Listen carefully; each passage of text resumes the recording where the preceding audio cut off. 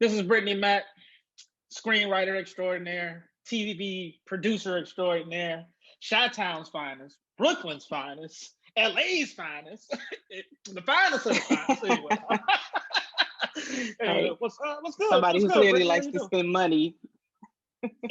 Yes, I'm yes. cool. I'm You live cool. literally in three high-ranking cities as far as cost of living. Yes, nuts. Yeah, But I'm like, anyway. why can't it be like Charlotte's finest? Get me a little discount on a 6-bedroom house for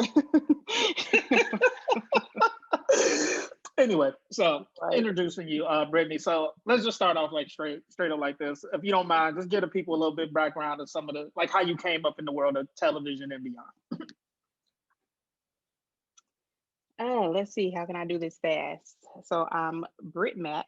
That's my professional name. I just was like, people call me Britt, I'll stick with Britt. And so I started off as a production assistant, basically trying to work my way up. I moved to LA right after I finished undergrad at Southern Illinois University of Carbondale. Shout out to all the Salukis. But I moved to LA immediately, which is where I met Hassan when I first moved there. And I Good was a times, good production stories. assistant. So yes, indeed, indeed. But yeah, those were the days of, getting coffee, making copies, doing all the, stereotypical grunt work that you do when you're trying to, moving on up. And then while I was in LA, I was realizing I knew when I came to LA, I knew I wanted to be a writer. But then while I was in LA, I realized I was not writing. So it became a thing of how do I get back, into the passion of it and into writing? How do I have time? Because, when you're working production, that's like a 12-hour day minimum. So by the time you finish that 12 hours, you're not really trying to go home and do your creative stuff. Although you should, it's not always, ideal. And so I came up with grad school, which I had not intended on going to before. And I was like, at least that's a structured environment because I need structure. I'm a procrastinator. And so, left to my own devices, I won't complete anything when it should be done. Apologize to your fans for my hair looking crazy. It's COVID. Y'all know what it is. You got, But I love you. anyway, I just caught a glimpse and I was like, that's unfortunate. That's real unfortunate. But, we out here in this COVID streets. But anyway, so I applied to one grad school. Sorry, you so silly. I'm still laughing because you're Oh. crazy. I can't stand you. The realness is on. Hey y'all, I'm just letting y'all know the realness is gonna be on real in this conversation. That's the best way I can say it. But go It's ahead. all I know how to do. Um, but yeah, so I ended up looking into grad schools and I only applied to one. I applied to NYU because they had a straight writing program. And I didn't want to do like a writing production hybrid because I felt like that's what I was doing at work. I've been doing for the past 3 years was production stuff and coordinating and assisting and all that. So I only applied to NYU. I got into NYU. So I was like, cool, let's move to New York and go to NYU. So I got a Master of Fine Arts in Dramatic Writing from Tisch School of the Arts. And then I loved New York. Hassan knows we had been in LA. We did the most we could with LA. We made it as good as we could make it. But then I got to New York and was like, being a Chicago native, I got to New York like, now this is the ticket that I'm talking about. Like I like that things stay open beyond 2 a.m. I like that, it's not a one note time. Like everybody's not about Hollywood. Nobody really cares, So it was In just these nice to streets, be in these streets. in them, random, all that. So I just love being in New York. So I ended up staying in New York, but that kind of put me back into a production space. So I ended up being a producer for many years, story producing. So it was still storytelling and stuff, but it was story producing, series producing, all the different types of producing. So it was nice to be able to still tell stories, but then it definitely got to the point again where I was like, okay, this is not what I set out to do. Like I set out to be a writer, and I don't want to end up, be an executive producer of a reality show. And that's no shade to anybody doing that. But if that's your dream, that's great. But if it's not, you kind of get in a place where you're like, I'm getting comfortable and I'm not doing what I said I would do. So you're always a little uncomfortable, which I think is good because I feel like that's what propels you to get back on task, do what you want to do. So moved back to LA, end up doing a writing program with NBC, Writers on the Verge. So they pick like 8 people out of like 2,400 applicants and they help them kind of take the next steps in their career. So I did that program. I did not immediately get hired to write television like I thought I was. So I Mm, was back in a reality space doing some more reality shows to like pay the bills, but I was very strategic about it. So I would like work for 4 months and then I would take off as long as I could to work on my writing and get another script out, that type of thing. And then finally, I got my first writing gig on Marlon, which was on NBC, starring Marlon Wayans. And since then, I've been writing on various shows. So all that was right. a long You story. did You said a quick. You said quick. no, My that's good. bad. No, no, I appreciate that. I feel like you gave everybody some game right there. And I know everybody's journey is different. They don't have to follow the Hmm. same journey you took, but I feel like Yeah, you gave them some game. And speaking on that, because we obviously, even though we didn't meet until we lived in LA, we got that Chi-Town connection or that Chicago connection. for But there's sure. something you and I have talked about privately a lot. Do you think it is about coming out of Chicago that makes it easier, or maybe it's not easier for you to navigate the different streets of like Brooklyn, LA, meeting people, networking? Do you think there's something about Chicago people in general that helps us in those kind of endeavors? Absolutely. Yes, we've talked about this plenty. And I feel like the conversation comes up so much. I think I just tweeted something like, dealing with this presidency and stuff. If something were to occur, which we're hoping not, we're still wishing for that peaceful transition, which is not happening yet. But I was like, I feel like I need to be in a shop with my people because we just have a different mindset. And I think Chicago, I think we just know how to move amongst different people. Like Chicago people have a certain savvy that, and I know it's gonna be so many people. I mean, I feel like I'm from Atlanta, and we can okay. This ain't all This ain't people matter. about We're you. not all This ain't lions. about you Yeah, we're right not now. doing that Right. right now. Right. But Right. Right. Chicagoans, because we even recognize it in each other. It's people who I didn't know where they're from. And I'm like, where you from? Just by the way they move a little bit, you can kind of tell. But I Yeah. think we have a unique way of dealing with people of all levels because I feel like we have respect for people of all levels. And I think that comes from our families and our upbringings. Because I'm like, if you're from Chicago, I don't care how bougie Jack and Jill your family was, you had a cousin who will handle anything, no questions asked. And it might have been your favorite cousin. You know what I'm saying? Like, I feel like within Facts. our family structures, we dealt with people on all and various levels, and we learned how to respect those people and not be like us versus them. I feel like we learned how to integrate and how to move and how to not hold ourselves as hot, greater than, or better than because we had a certain thing, because we went to school or we went to blah, blah, blah. We learned everybody has value. And so we treat everybody like they have value. And so in places like a Hollywood, for you music industry and stuff where it's all about that groupie love, like nobody really cares about you till you on and then everybody loves you. True. We have a way of having connected with people all along the way and been cool with people all along the way. We didn't just wait for somebody to get on to then be like, oh, Hassan, yeah, that's my boy. It's like Hassan's my boy before, during, and after. It don't matter what it is. You know what I mean? I feel like we just have that unique way of dealing with people that not everybody has. Yeah. So, and before we get into like some of the screenwriting stuff, I did want to say this too, because you probably get this too, especially anytime I'm out in LA or even when I was living out there. When people hear about Chicago and they see the stuff like something like CNN or whatever news channel, and Hmm. they're like, "Man, is it like a war zone out there, dog? Is it crazy out Yeah, there?" I'm always telling them I can't deny that we have issues. However, it's not how as bad as it's perceived on TV. I'm not running out of my door and worrying about getting shot as soon as I walk out my door. Like, can you speak to that? Do you get them same questions? And what's your response generally to people? I mean, you pretty much summed it up. Like when people say they're like, "Ooh, I saw a shy," ain't no joke. And I always tell people whenever people say something about Chirac, I'm like, we don't embrace that. Like that's not a term that Chicagoans Mm-hmm. embrace. That we use really like that. I'm like, and yeah, you get what the news wants you to get. It's like any major city. Yeah, there is some violence. There's some blocks you might not go on. There's some areas you might not move in necessarily, but it doesn't speak to the city as a whole. And it's almost heartbreaking sometimes because Chicago is such a beautiful city. Such a Dope. beautiful city. If you ask me about a negative for Chicago, I'm not gonna say the violence. Like that's not even on my mind. I'm gonna be like, listen, winter ain't no joke. Like this ain't your normal winter. Like Period. I do not recommend you visit for a strong, 8 months out of the year. You might want to leave that alone. maybe 9, maybe 10. Like, I'm gonna tell He said a you, strong 8. yeah, just don't do it because I can't predict what the weather's gonna be, and if it's in a mood, you're gonna feel it. Like that's like my when people talk about Chicago and they want to know like the drawbacks. I'm like, that's my one. I'm like, because other than that, you get the best of both worlds in so many ways. We always talk about that, how like Chicago is like the best of New York and LA. Mostly the best of New Yeah. York. LA doesn't have as much of a best, but still, just like vibe wise, Yes. Yes. I stay just in LA, but yeah, like it's just like amazing. Like I love Chicago. Like that's forever where my heart is. And so yeah, there is violence, and then there's also for me, I'm like, you got to look at the history of things, and you got to look at the social aspects of things. I mean, even stuff like redlining and patterns you see throughout history, because to me it's no mistake.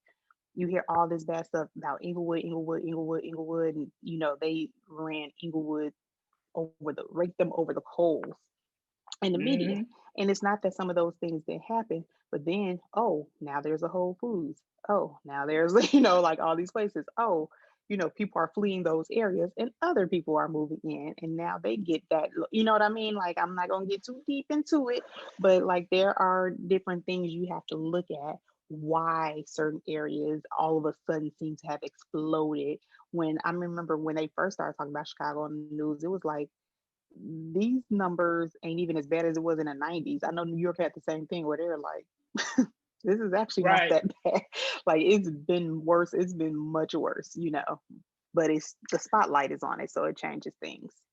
Spotlight and instant news cycle, social media. That's what changes things. Is it's Hmm. like I can confirm for. I mean, I know that the numbers are real. The numbers were way worse when I was in high school, but it's like Yeah. now, instant news cycle, right on the social, right on the news. Oh my god! Like you said, we don't embrace that Chirac here. But anyway, moving Yeah. on. Let's talk about LA, the city you stay this. No, I'm just playing. I'm Stay. I know. actually, actually, no. I mean, LA got its cool things. You know what I'm saying? If it wasn't for LA, I wouldn't have met you. Or I don't know. Maybe I This wouldn't. is But you know true. what I'm This saying. is true. So Hmm. that's blessings. Been the homie ever since then. Um, the question I want to ask you, and this is more about screenwriting. So you said when you got your gig with Marlon, that put you in the writer's room. Can you kind of give us, you got to give secrets away, but what is it like to be in the writer's room? Like, like detail it for people. Like when you in there on a given day and y'all doing y'all sessions, what it's like. Yeah, I always tell people being in the writer's room is like being at a dinner party every single day. So, like, in some ways, that's exhausting, and in some ways, it's a lot of fun because your job is literally to sit in a room. You sit at a conference table when it's not COVID. When it's COVID, you sit on your computer and you get on Zoom. But in Mm, a normal world, normal, you're at a conference table and you sit there with, it depends on how big the room is. It could be as small as 4 or 5 people. It can be as big as 20 something people. But basically all the writers sit around the table, and your job literally is to pitch jokes and pitch story all day long. So you pitch story ideas, you pitch jokes. So it ends up being a lot of fun because you get everybody's humor, everybody's comedy, and it's just fun. Like hearing people you tell a lot of stories from your own life to like spark ideas, or to give an example of something that you think is fun or funny for the show to do. And it's a lot of fun. It's a lot of fun. But yeah, there are going to be days where everybody's tired, but you still got to pitch. You still got to put jokes forth. But it's actually a really fun job, and there are days where you're like, I can't believe I get paid to do this. Like, I get paid to sit here and write jokes and stories. that's what's up. Now, when you're a rookie in the room, do they treat you differently? Like, do you get kind of like sunned a little bit, like, oh, rookie, hey, wait your turn type of thing? It depends on the show. On a lot of shows, you do, and because it's that energy from the top down. So it depends on how that top person is. If they're kind of Hmm. chilling, free flowing, then your room is chilling, free flowing. If they're a little anxious and a little uptight and a little more, will play somebody, then that's the room.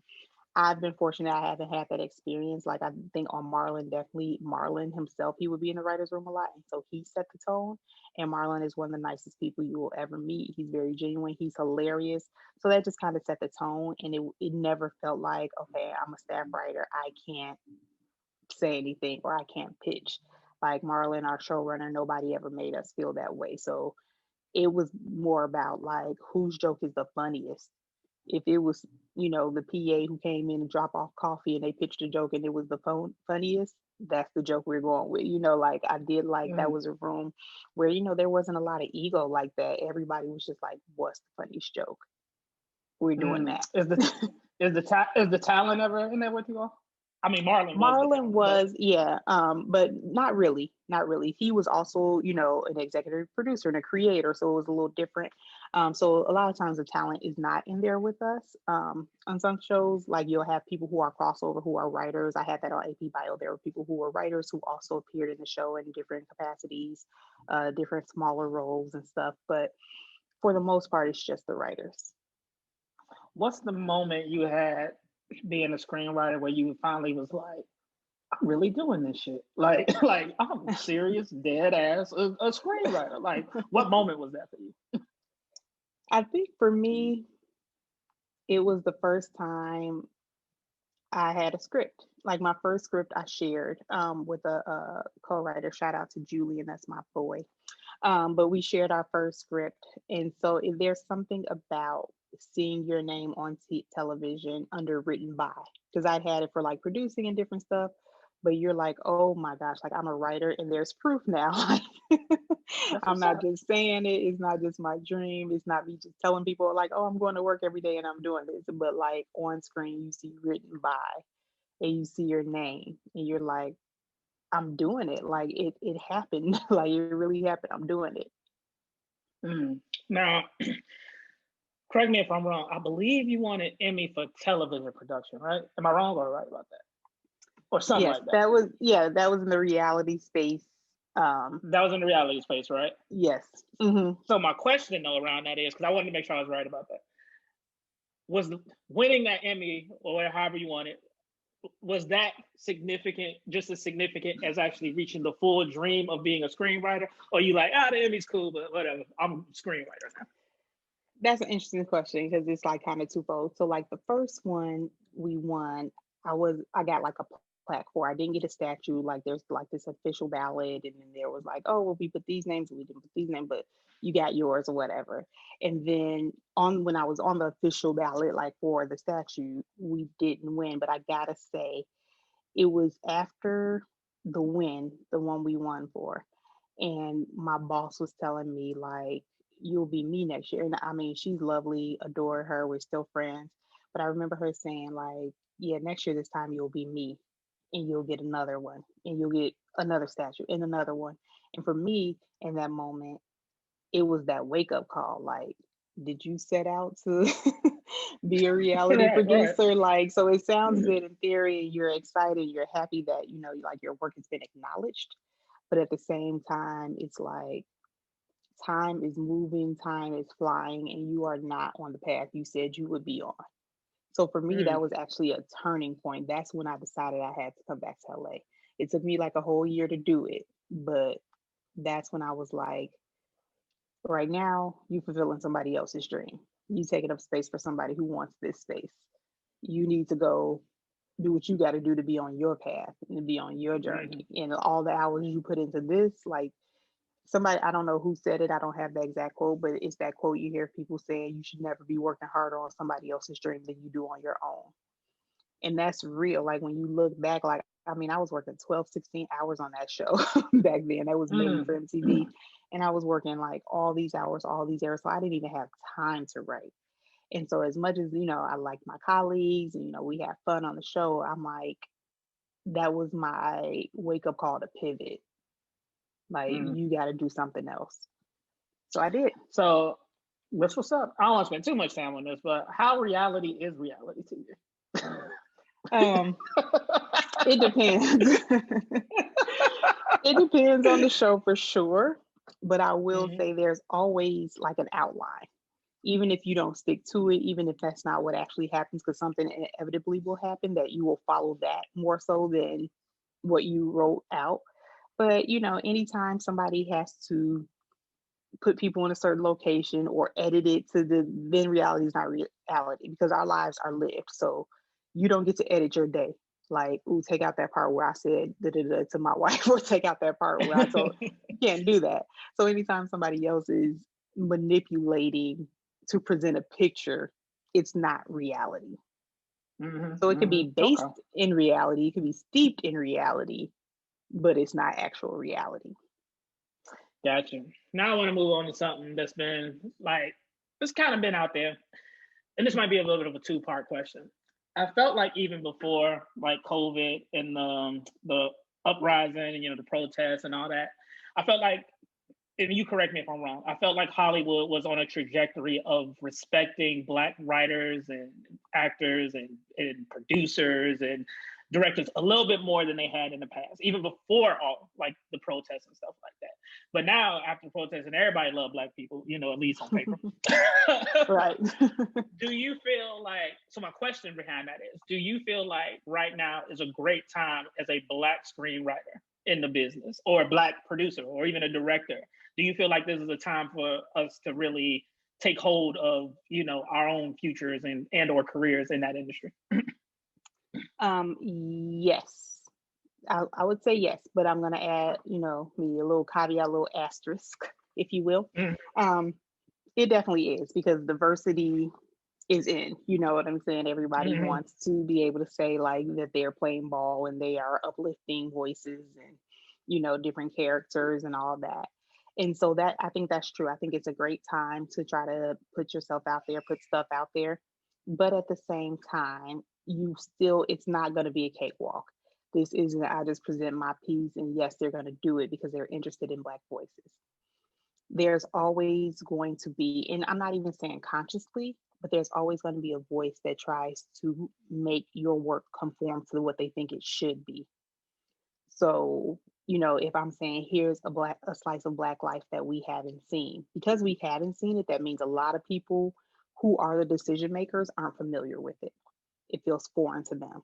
So their initial instinct is going to be able to make it look like what they've seen before, what they know works already, you know, what will sell.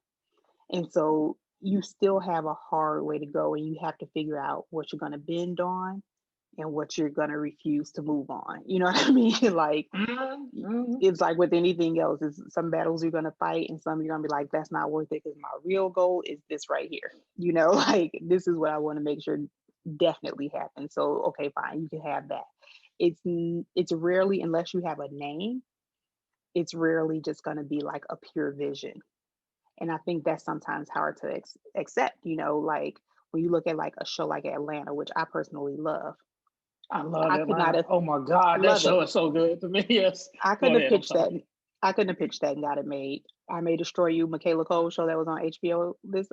I couldn't have gotten that pitched and made, because I don't have the name. I don't have like their track record. I can't bring, my name is not going to bring in people. So I'm so glad that they got to do it, because now I can point to something like that and say it's in the vein of Atlanta, or it's in the vein of I May Destroy You, and that can help trigger like, okay, well those shows are successful, so maybe there's something here. So it Mm-hmm. all works for all of us, definitely, but it's harder to sell a unique vision Mm-hmm. as a person of color, as a Black person in Hollywood. If you're doing something that hasn't been seen before, it can be difficult to get everybody to kind of rally around and understand like this will work. This is something people want to see, that kind of thing. That's what's up.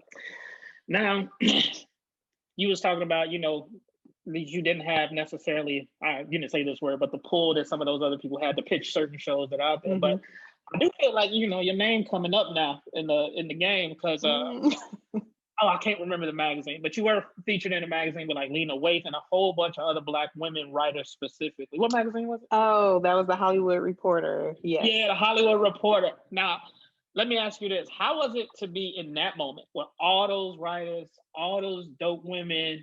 Like, just explain how that made you feel to be you in the room, you in the magazine, you doing your thing. Like, how did that make you feel?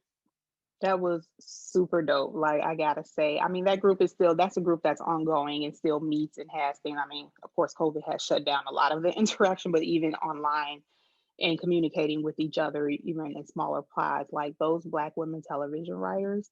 I mean, it was dope to be in that moment because, of course, you got the photo shoot and it's putting it out there to everybody who's saying they can't find somebody. Like, literally, here's like 70 something people and everybody's not even in the photo. So if you're looking for, don't say you can't find one. Like, all that was great, but even what Lena and Keiichi and Erica, those are the three founders. What they started has been so instrumental, I feel like, in my career, because just by virtue of there being someplace I can turn to ask questions, to vent, to, get feedback on, to get advice, like it really, really does help because, like most spaces in the world, Hollywood can be a very white space. So it's great when you see all, you know, those 70 women, you're like, oh, it's all these Black women in Hollywood, and some of them aren't even pictured. But it's like when you're in that writer's room, none of those people may be there. You know what I'm Right, saying? It right. may just be you, or if you're lucky, it may be you and one other person or something. But so you run into a lot of different things, and from a business standpoint, from just a writing standpoint, from a just Black in the world standpoint, like all these different things. They have cultivated this group and this experience where I know I can say, okay, here's what I'm up against right here. Can I get some advice from somebody? Has anybody worked with this person? Can you give me some advice here? Like it's just like Mm-hmm. this odd one-stop shop. Odd is probably not the right Mm-hmm. word, but like, something, one of those things where you're like, oh, I have a resource for that, and I can be a resource in that space too. So it's Mm-hmm. just like that photo shoot and stuff, that was so great, but really the group behind it is like what you really just like chef's kiss, you know what I'm saying? Like it's the best. Yeah, that's what's up. Now, what I was gonna say, Erica Badu always say we're artists and we're sensitive about our shit. You know what I'm saying? So, Yes, sir. Yes, and I sir. know, I'm an artist, or whatever, and whatever, artists in all some regard, we're sensitive. But like you were saying with the women's writing group, and I remember seeing this also on Kenya's show on Netflix, the one with Rashida Jones, right? Hmm. And it was this episode where he had Lena on him. It was another screenwriter. I can't remember, but Yeah, I know the one that it was like Tyler Perry, I think, yeah, and Tyler was on there. And so my question Issa. is, yes, Issa Rae was on Hmm. there, yeah, exactly.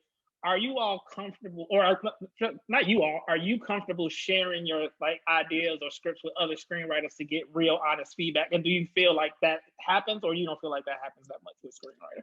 That absolutely happens, especially if you want to be good. Like I have a Right, writers right. group. Even and everybody in my writers group, there are only four of us, but everybody's like upper level now.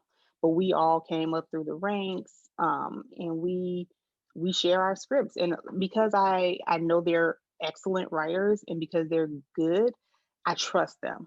So I might bring in my script, and then maybe I thought that script was popping. I might think I did that, And if they're like, I don't understand your act two break, or this character's motivations don't feel true to me, or I don't understand how we got here, I know to look at that, like Mm, automatically. okay. Automatically, if you have people you trust, like, because sometimes you'll get notes and you'll be like, they don't get it. That as writers, like you said, we sensitive, we're like, you just don't get it. But there's Right. something about having a group of professionals that you respect and that you trust who are telling you, look at this. And even, hey, at the end of the day, it's mine. I might say, I get that note, but I'm not going to change it because of X, Y, and Z. I rarely do that, but if for some reason it's mine, but they have given me that note. And it's a thing of, especially if we have a meeting and we're talking about something and two or three of us, it's only four of us. So if two people gave the same note, okay, come on now, that's 50%. Like you have to be able to step back and say, okay, there's something to this. So even if what they're saying, I want to keep certain elements of it, I have to look for the note behind the note, like what's throwing them off, what's bumping them, and if I fix that, maybe I can keep this or something like that. Or maybe it's like you gotta let that go. Like Mm, it's in your right. best interest, I believe, to have that circle of people that you trust with your work that can give you feedback, so that you're not just putting any old thing out there. That's what's up. Now, as a screenwriter too, do you even watch television normally? Like, are you always like critiquing the writing, or like, you know what I mean? Like, Yeah, can you just enjoy it as a fan, or are you like, nah, or you like, oh, that was dope, like, yeah. I think it's a combination. I mean, me wanting to write came from a love of television, so I feel like I still have that love. Like you find a lot of people who say they want to write television and they think it's dope to be like, I don't really watch TV, and I'm like, well, then what are you doing? Then you didn't study. Like, what do you mean you didn't watch? You Right. don't watch TV like you're supposed to. Like that's part of the job. I do feel like my family, like I would have been like, no, I watch it normally, but my family would say different because when we watch a movie, I'm like, see good, and they're like, can we just enjoy it? Because I am pointing out stuff sometimes, but there is stuff like there's stuff that I watch and I stand. I'm like, I want to write something like that. I love that. Like that's amazing. So I feel like I have both kinds of experiences. Sometimes it's Mm. still feeling very workish because you're working around in your head or you're solving stuff. And you're like, well, they didn't put that character in for nothing, so he must be coming back. Like it's like Right, you're doing right, right, stuff right. like that. Like that moment had to mean something. Um, and then there are times where you're so caught up and so captivated. Like there are shows that I watch more than once, like two of the ones we named, like Atlanta. For me, I always know I'm going to watch an episode of Atlanta at least 3 times. I May Yeah, that's a Destroy You, dope I show, man. watched everyone at least twice. And not that they Mhm. didn't deserve 3 times, but I have a child now. See, Atlanta, I didn't have no baby. So I have to watch several times at will. But I May Destroy You, I had to squeeze in those two when I could. Understood, understood. I'm pre-laughing in my head because I'm not gonna even ask you this question, but I'll just say I'm reminded of how much you love Martin in this moment, and Love, and love. we ain't gotta go there, but I just know that if certain people don't like Martin, that's a problem. I'm just like, well, we're not laughing at the same thing, so I don't know where to go with this. We ain't gotta And it go into doesn't have to be detail. your favorite. You know what I mean? It doesn't have to be your Yeah, favorite. I get that. But when people are like, that show wasn't funny at all, I'm like, I'm not sure what we have in common. Because I laugh at Martin like they're new. Like the reruns, I'm dying. Like I don't know the oh, words to the episode. if It's people wondering why I'm hilarious. actually almost in tears right now, because I ain't gonna get into it, but it's a backstory behind this that's hilarious to me. And every time I think of it, I don't ring up your name, but I tell people, I was like, look, I was like, Martin is serious to some of us. So, but anyway, It is. It whew, is. oh my God, let me hold up. Okay, I'm good. I'm good. I know people hate that, like what they talking about. I Don't know, worry like what about they it. talking about, but I forgot I told you Yeah, about that. But it's real. That happened. yeah. I Uh, I hate to be that guy too. But anyway, uh, whew, okay. You talked about um, shows that you like or whatever like that, and I just asked you about, like, do you just watch shows like a regular person? Now I know you big in TV. Do you ever see yourself going toward the big screen? yes, I'm actually working on some stuff now. Supposed to go out and pitch some stuff in a couple weeks. So I'm definitely trying to get my toe, whole foot, ankle, calf in that area. As you should, as you should, as you should. I was gonna say too, and then too, is there anything that you can share with us that you're currently working on that you're excited about that you can actually share? Because I know a lot of stuff sometimes you can't talk about it. Yeah, I mean, I can't go into details. I'm Mm-hmm. currently co-executive producer on the Untitled Tracy Oliver project for Amazon, and Tracy Oliver, for reference, co-wrote Girls Trip. Mm-hmm. So she has a show you've probably seen in the trades coming out, and it has Megan Good is leading the cast, and it's such a fun show to write. It's such a fun show to be on, and it's really cool. Being able to write on a show about Black women is always Mm-hmm. nice. I've written on shows with Black women in them, but like one about Black women. That's been really fun and cool to work on. So I'm excited about that for sure. I'm excited for you. I can't wait till it come out. I'm gonna be all like, y'all need to check it out on the. You know what I'm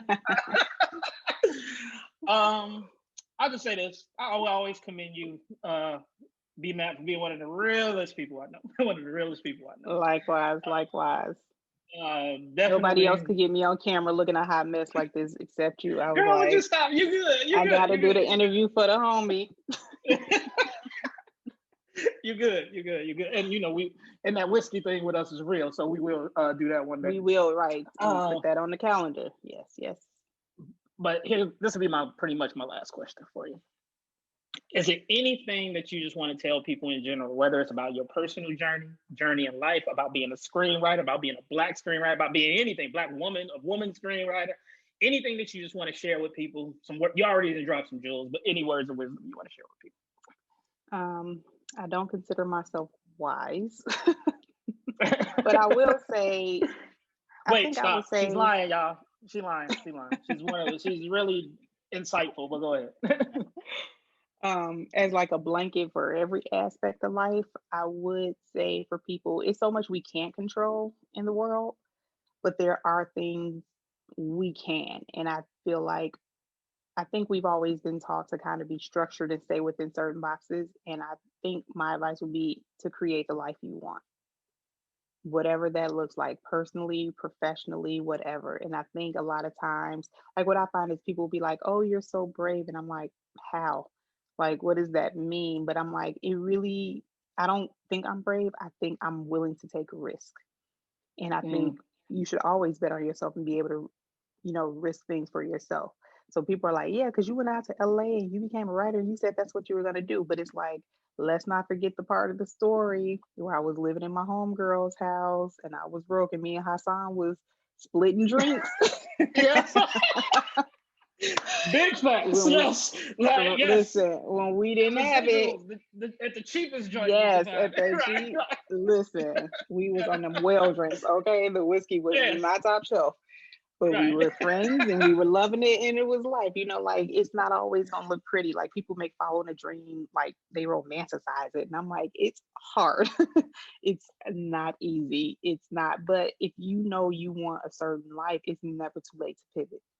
Never too late to pivot. If you want to do something else, do something else. Now that's not to say it's not gonna come with, hardships. If you're in a job and you're being paid well and you quit, get that savings account on point before you step Yes. sometimes, because if you're not ready for a drastically different type of lifestyle, then it's gonna feel rough. But you'll just be happier in the end. I mean, it took a long time. It's not like, and then like I know when we tell somebody, it was like, and then this happened, and this happened, and yeah, I get. Hmm. But it's like it's some rough times in between that. But I wouldn't trade that for anything, because you're just much happier when you get to the place you want to be. So just design your life the way you want to design. It's not always going to look like you thought it would and thought it was going to be on the timeline you thought it should be, but you know, do you. That's what's up, man. Man, I appreciate you so much, B Matt, for taking the time to rock with us Thank you today. for Um, having me. And you again, know that sorry to your anytime. fans. I know y'all like that twist out is on struggle. But again, COVID, Girl. and I'm COVID safe. I don't go to the You beauty go. shop like y'all. I'll be out in these streets. Hey, you embracing your naturalness. I love it. You good. You ain't gotta But rock with it's that. just it's gonna get there. It's one day we'll do something. Don't worry, you good. You said that's the COVID struggle, and you know what I'm saying. Like you're a screenwriter, you're a mom, you're doing a lot, so you know what I'm saying. Yeah, I'm like, You this all good this about what this. y'all, if I thought I could get it better by the time we did this, I would have, but I was like, it ain't gonna be better next week. I can't It's not. stand you, but anyway, you It's enjoy not. your rest of your day, young lady. And You too. Thank you so much for Give it up, baby, I'ma give it up just to be with you.